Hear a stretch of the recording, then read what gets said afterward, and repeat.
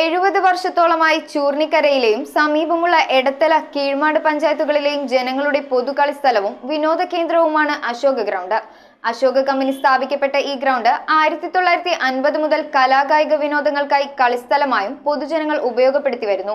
എന്നാൽ ഈ ഗ്രൗണ്ട് ഇപ്പോഴും മിച്ചഭൂമിയായിട്ടാണ് രേഖകളിൽ ഉള്ളതെന്നാണ് നാട്ടുകാർ ഉന്നയിക്കുന്നത്.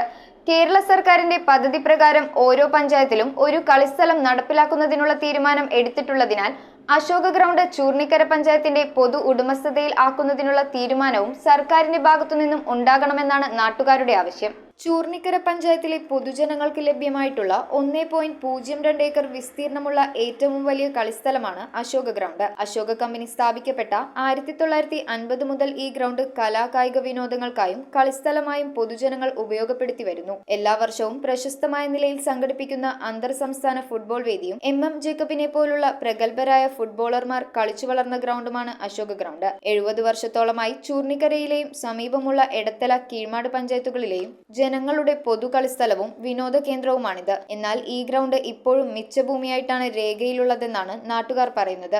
പ്രധാനപ്പെട്ട ടൂർണമെന്റുകൾ, അഖില കേരള ടൂർണമെന്റുകളൊക്കെ നടക്കുന്നത് ഈ ഗ്രൗണ്ടിലാണ്.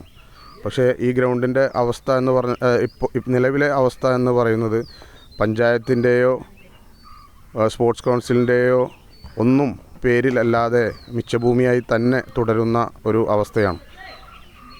പല സർക്കാർ സ്ഥാപനങ്ങളിലും പരാതികൾ, അപേക്ഷകളൊക്കെ കൊടുത്തെങ്കിലും ഫലവത്തായ രീതിയിൽ ഇതുവരെ ഇത് പഞ്ചായത്തിൻ്റെ കീഴിലേക്ക് മാറ്റി കൊടുക്കുവാൻ വേണ്ടി സർക്കാരിൻ്റെ ഭാഗത്തുനിന്ന് അനുകൂലമായിട്ടുള്ള ഒരു തീരുമാനം നാളിതുവരെ ഉണ്ടായിട്ടില്ല.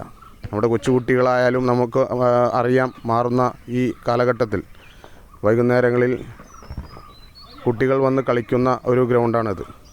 അപ്പോൾ ആ സമയത്ത് ഈ ഗ്രൗണ്ട് ഇവിടെ ഇല്ലാതിരിക്കുന്ന ഒരവസ്ഥ ഉണ്ടായിക്കഴിഞ്ഞാൽ ആ സമയത്ത് കുട്ടികൾ മറ്റുള്ള ദുഷിച്ച ചിന്താഗതിയിലേക്കൊക്കെ പോകുന്ന ഒരു അവസ്ഥ ഈ കാലഘട്ടത്തിൽ ഉണ്ടാകും.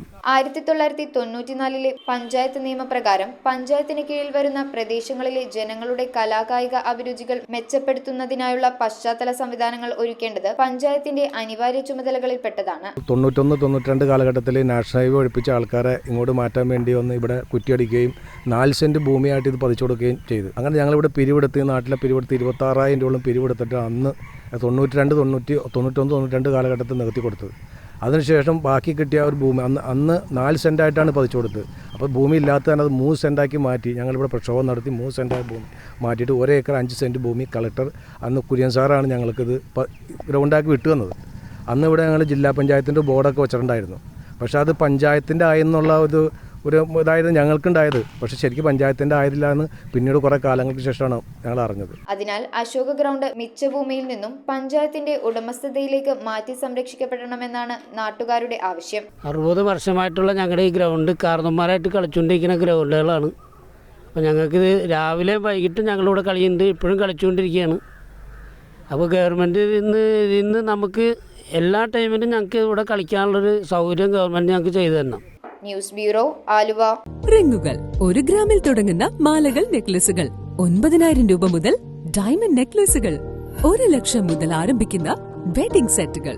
കൂടാതെ നിങ്ങളുടെ പഴയ സ്വർണത്തിന് ഏറ്റവും ഉയർന്ന മൂല്യവും മഹാരാജ ഗോൾഡ് ആൻഡ് ഡയമണ്ട്സ്